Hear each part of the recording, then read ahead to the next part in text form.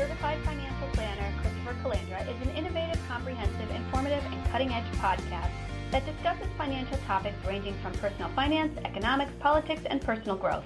Simply Financial will cover intriguing and thought-provoking questions so that the listener can simply increase their financial IQ. Welcome to episode number 7 of the Simply Financial podcast. I am your host, Christopher Calandra. Thanks for joining me for today's episode. On today's podcast, we're going to cover identity theft awareness and the EQUIFAX breach. I have with me as a guest Brian Thompson, the Vice President of Sales at the Thompson Agency. They're in Collinsville, Connecticut, and he runs the identity monitoring consulting practice that they have within the Thompson Agency. So, Brian, first off, thanks for joining me today. Thank you. Thanks for having me. It's great.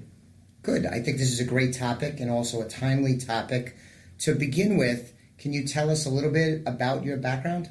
Yeah, sure. So I've been in the financial services industry going on 12 years now, starting in mortgage at Wells Fargo in California. And then that was 2007. So it wasn't my fault that the whole mortgage meltdown. Interesting time to be in the mortgage business, but go on. Yeah, so I started then. I was in Santa Monica for about a year, and then I came back to Connecticut. I had an opportunity to start a wholesale division of a mortgage company. When everyone was running from the fire, we were running into it. We got a little bit lucky in timing and went from 12 people to 300 people when I left, developing a wholesale channel at that company.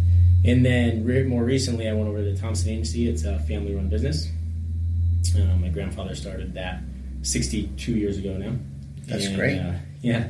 And so we basically exist to build strong relationships with agents, our partners, where we are able to serve and secure as many families' futures as possible through different products, being life insurance, disability, long-term care, annuities, and now identity theft protection.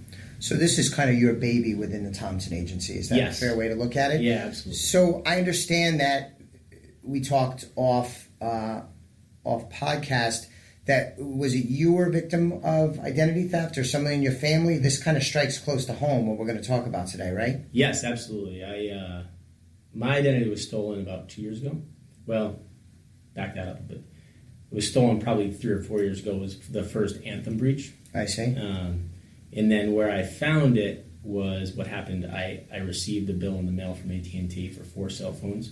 4 cell phones I don't own. I don't have AT&T. So I started to look into it a little bit, and I found that somebody had taken out credit at a Best Buy in Washington State in my name with my Social Security number, my address, my date of birth. They had everything. So they extended credit.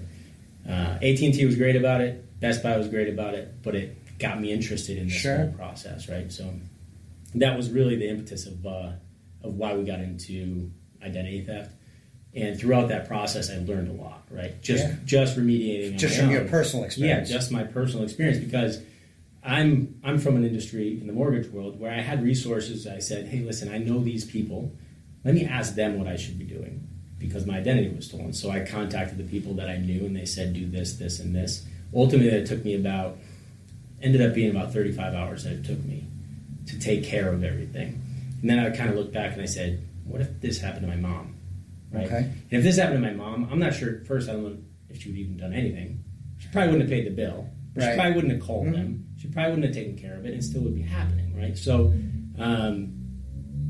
ultimately, serendipitously, we found a great partner where we teamed up, and they kind of brought us in and taught us all about the identity theft market.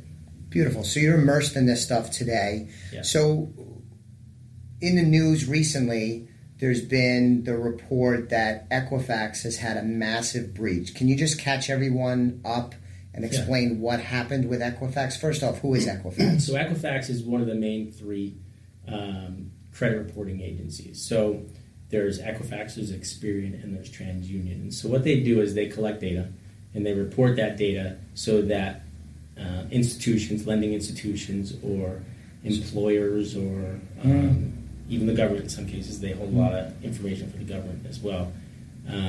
They create reports for them, and they are basically reporting somebody's stability, ability, and willingness for loans, Okay. for reputational risk, for things of that nature. So EQUIFAX is one of those companies, and they're the oldest company, and they probably, next to the government, they probably have the most information warehoused of any institution.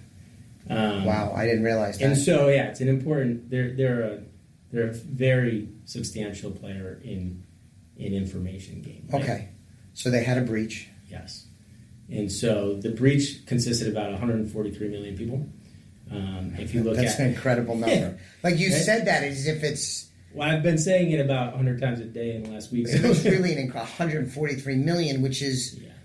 what, 40% of the American population? Somewhere Actually, along that. Yeah, I actually looked that up today because I wanted to be accurate. Oh, good. So give us the number. So 249 million adults in America, right? So over 18, right? So that would be 58% of the adult population were part of this breach in one shape, Okay. one form or another. So what was taken in this breach? Because breach sounds kind of like not a concrete term. So what does that mean? What actually was taken? Was there different information for different people taken, or was it the same information for everybody? Can you talk a little bit about that? Yeah. So this overall, this breach is a little bit different than others, right? Exclusive of maybe Anthem. So if you looked at LinkedIn, Sony, or Twitter, or Yahoo, those are all breaches that were significant. Yahoo being the biggest ever, right? That was the largest breach of all time. In terms of numbers. In terms of numbers. But it didn't involve Social Security numbers, right? In terms of information, it was not nearly as detrimental to the individuals that were part of it. So the things that were involved, to answer your question, is Social Security numbers, date of birth, full names, addresses, driver's license numbers, and credit card numbers. So not everybody had everything stolen in that list.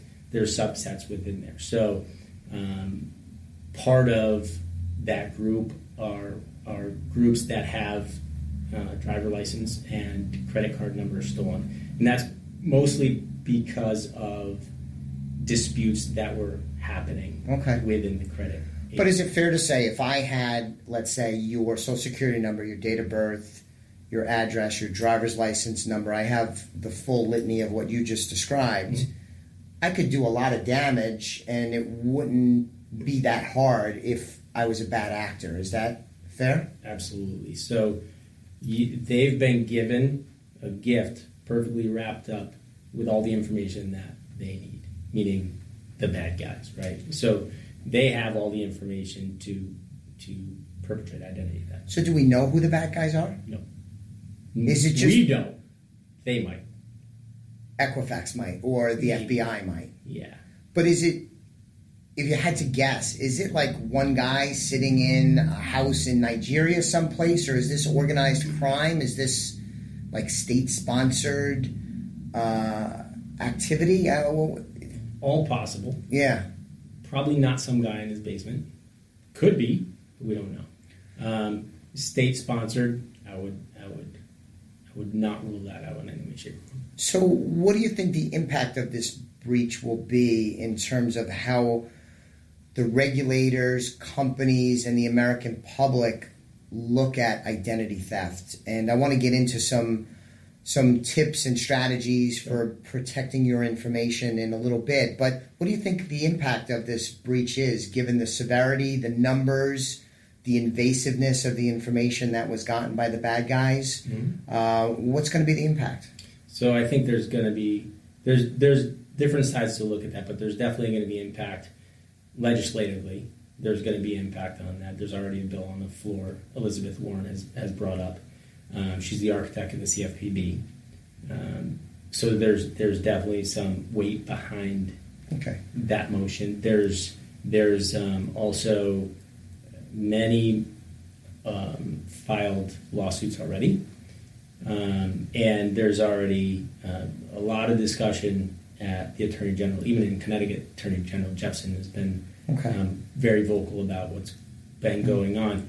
And then, so in terms of the result or the significance, again, you said the data. The data is extremely important in this in that it's the most sensitive data that people have. So just to catch everybody up, you mentioned Senator Warren. She's a senator from Massachusetts. Correct. And then the entity was the CFPB. That's what, the Consumer Financial Protection Bureau. Yep. And, okay. So just to elaborate on that, they have an investigation. The FTC has an investigation. The SEC has an investigation. And all the other acronyms as well. So maybe I'm jaded, but so the investigations will not amount to anything in my mind. There'll be investigations that may even drag the CEO from EQUIFAX in front of some committee. But at the end of the day, do you think these investigations will help, say, me as an American citizen with the protection of my identity, or is this just for show? Ultimately, I think what will happen is... That's a tough question. It is a tough question because you can't predict the future. But what I can say is it'll make it less likely, or it'll make the regulation on entities such that entities like Equifax are going to have more stringent demands on them from regulators to protect your identity. Will it stop identity theft? No. Okay.